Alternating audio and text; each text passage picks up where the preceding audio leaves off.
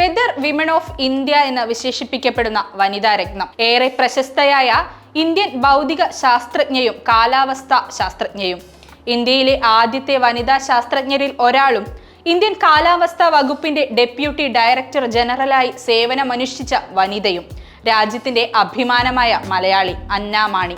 1918 August 23 കേരളത്തിലെ പീരുമേട്ടിൽ ഒരു സുറിയാനി Christian കുടുംബത്തിലാണ് അന്ന മാണി ജനിച്ചത്. കുട്ടിക്കാലം മുതലേ വലിയ വായനാശീലമുള്ള കുട്ടിയായിരുന്നു അവർ. പിതാവ് ഒരു സിവിൽ എഞ്ചിനീയർ ആയിരുന്നു. വൈക്കം സത്യാഗ്രഹ കാലത്ത് അവർ ഗാന്ധിജിയുടെ ആശയങ്ങളിൽ ആകൃഷ്ടയാവുകയും അദ്ദേഹത്തിന്റെ പ്രസ്ഥാനത്തെ പിന്തുടരാൻ ആരംഭിക്കുകയും ചെയ്തു. ഇതിനെ തുടർന്ന് ഖാദി വസ്ത്രങ്ങൾ മാത്രമായിരുന്നു അവർ ധരിച്ചിരുന്നത്. 1939 മദ്രാസിലെ കോളേജിൽ നിന്നും ഭൗതികശാസ്ത്രത്തിലും രസതന്ത്രത്തിലുമായി BSc ഓണേഴ്സ് ബിരുദം നേടി. 1940 ബംഗളൂരിലെ ഇന്ത്യൻ ഇൻസ്റ്റിറ്റ്യൂട്ട് ഓഫ് സയൻസിൽ സ്കോളർഷിപ്പോടെ ഗവേഷണം നടത്തി. നോബൽ സമ്മാന ജേതാവ് സർ CV രാമന്റെ കീഴിൽ മാണിക്യം, വജ്രം എന്നിവയുടെ ഒപ്റ്റിക്കൽ ഗുണങ്ങളെക്കുറിച്ചായിരുന്നു അന്ന മാണിയുടെ ഗവേഷണം. തുടർന്ന് അന്ന മാണി 5 ഗവേഷണ പ്രബന്ധങ്ങൾ രചിക്കുകയും ചെയ്തു.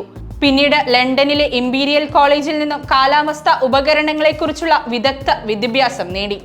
1948 ഇന്ത്യയിലേക്ക് മടങ്ങിയ ശേഷം പൂനെയിലെ കാലാവസ്ഥാ വകുപ്പിൽ ജോലിക്കായി ചേർന്നു. 1948 ഇന്ത്യയിലേക്ക് മടങ്ങിയ ശേഷം പൂനെയിലെ കാലാവസ്ഥാ വകുപ്പിൽ ജോലിക്കായി ചേർന്നു. തുടർന്ന് കാലാവസ്ഥാ ഉപകരണങ്ങളെക്കുറിച്ചുള്ള നിരവധി ഗവേഷണ പ്രബന്ധങ്ങൾ പ്രസിദ്ധീകരിച്ചു. അക്കാലത്ത് ബ്രിട്ടനിൽ നിന്നും ഇറക്കുമതി ചെയ്ത കാലാവസ്ഥാ നിരീക്ഷണ ഉപകരണങ്ങൾ ക്രമീകരിക്കാനുള്ള ചുമതല അന്ന മാണിക്കായിരുന്നു.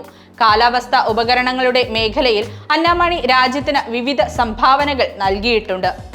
സൗരവികിരണം, ഓസോൺ, ഊർജ അളവുകൾ എന്നിവയെക്കുറിച്ചെല്ലാം അവർ നിരവധി ഗവേഷണങ്ങൾ നടത്തുകയും പല പ്രബന്ധങ്ങളും പ്രസിദ്ധീകരിക്കുകയും ചെയ്തിട്ടുണ്ട്.